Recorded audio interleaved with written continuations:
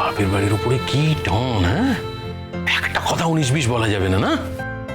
তোমার বাপের বাড়ি আর আমার বাপের বাড়ি তো এক নয়, কথা তো বলা যাবেই না। আর একটা কথা বলতে গেলে আমি কিন্তু দেখে নেব। সে তো তোমার বৌদি আর বাড়ির সকলকে আমি ডেকেছি ছেলের বিয়েতে। দেখি তারা কেমন আসে, তারা না এলে আমিও দেখে নেব। আসবে কেন? কেন আসতে যাবে তারা? তাদের মেয়েকে তো সারাটা জীবন কষ্ট দিয়েছো, আর এখন নেমন্তন্ন করেছো বলে তারা লেলা করে চলে আসবে? তারা যদি মেয়ের সুখ চায়, মেয়ের সংসার চায়, চায় যে শেষ বয়সটা মেয়ে সুখে থাকুক, ভালো করে থাকুক, তাহলে আসবে, অবশ্যই আসবে। আমি চাই না। সে তো তুমি চাইবেই না। আমার প্রতি তো তোমার মন কোনোদিনই ছিল না। তাহলে কার প্রতি মন ছিল? বলো বলো বলো, কার প্রতি মন ছিল বলো? কার প্রতি ছিল জানি না, আমার উপর কোনোদিন তোমার মন ছিল না। আমার 2বার হার্ট অ্যাটাক হয়ে গেছে করছি, একবারও তো দেখা করতে আসোনি।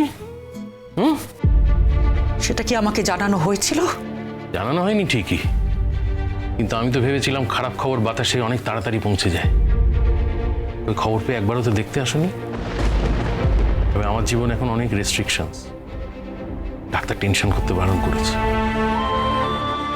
দেখে শুনে একটা বিয়ে করো না, যে তোমার মনের মতন হবে। দেখো, রাত্রিবেলা এসব আবল তাবল কথা আমার ভালো লাগছে না।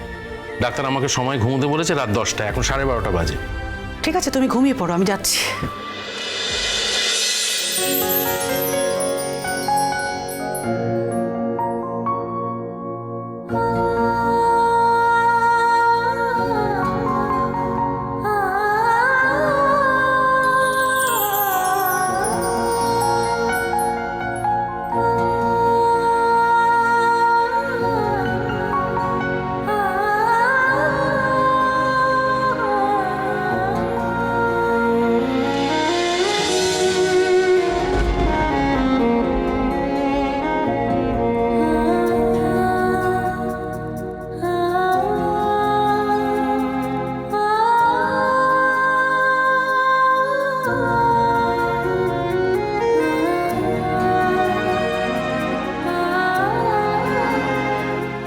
কোথায় যাবে আমাকে ফেলে? জীবনের কোনো ভরসা নেই করছি। ডাক্তার জবাব দিয়ে দিয়েছিল, তারপর আমি রেস্ট্রিকশন মেনে, নিয়ম কানুন মেনে আজ কোনো মতে নিজের পায়ে দাঁড়িয়ে আছি। জানি না কাল কি হবে। আফটার অল আমি তো তোমার স্বামী করছি। এই সিঁদুরটা মাথায় পড়ে আছো সে তো আমারই জন্য। কাল যদি হঠাৎ সিঁদুরটা মুছে যায়? খবরদার, অনেক বাজে কথা বলেছ।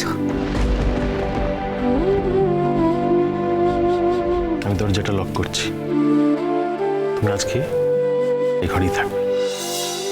যতদিন এ বাড়িতে আছো আমার সাথে আমার ঘরে থাকবে।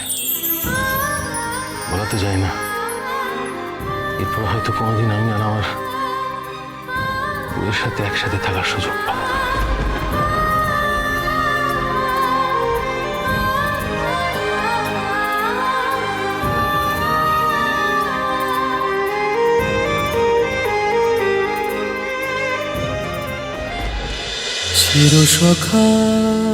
চিরসখা সোম থেকে রবি প্রতিদিন রাত 9টায় স্টার জলসায় ও জিও হটস্টারে।